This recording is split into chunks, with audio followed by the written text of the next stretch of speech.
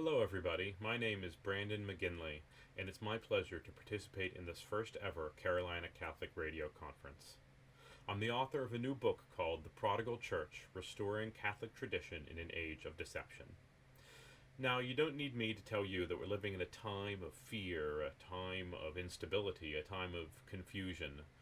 Of course, I'm coming to you by video because we're experiencing a pandemic, but it's another kind of disaster that I think of when I think of these days.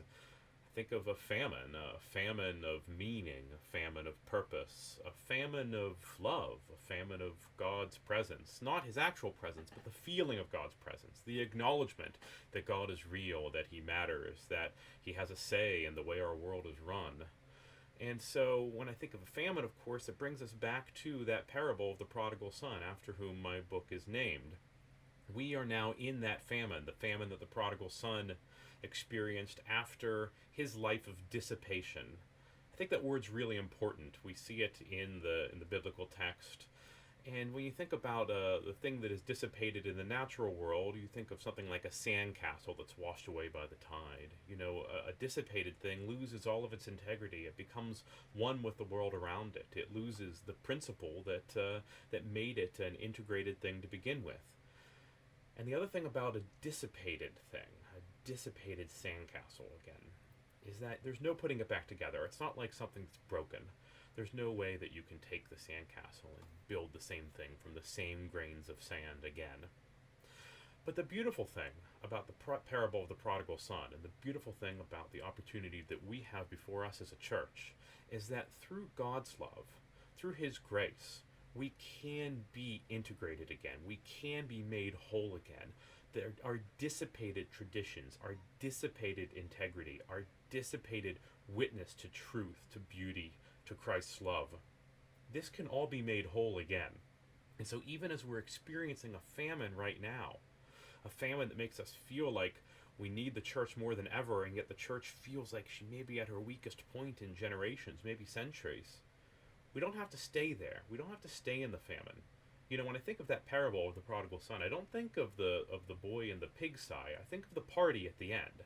I think of the reconciliation, the restoration of a relationship, the restoration of love, the restoration of a family, the restoration of integrity.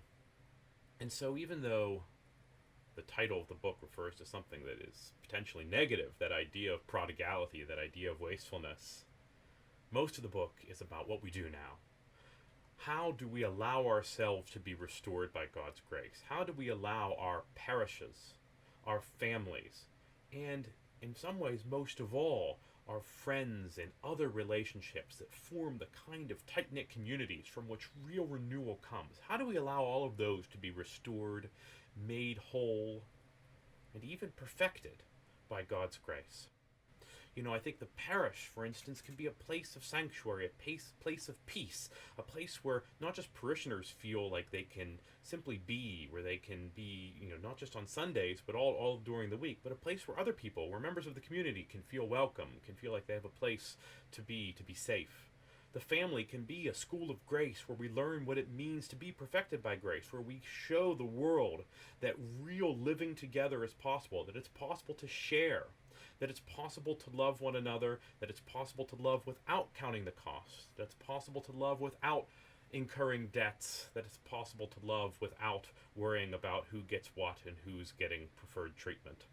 And in our friendships, we can show the world that it's possible through grace to form the kind of relationships that make true communion possible, that make it possible to live together in a kind of completeness, in a kind of peace, in a kind of harmony, in a kind of integrity that the rest of the world thinks just isn't possible.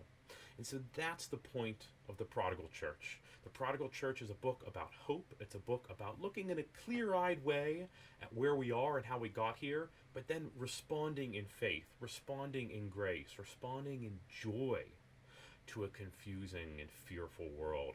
And in that way, we, in our own selves and our own souls, but also through our parishes, through our friends, through our families, can show the world a better way to live, a way informed by Christ, transformed by Christ, and in so doing reflect Christ to the world. I hope you're having a great time at the conference, and thank you so much for your time, and have a wonderful weekend.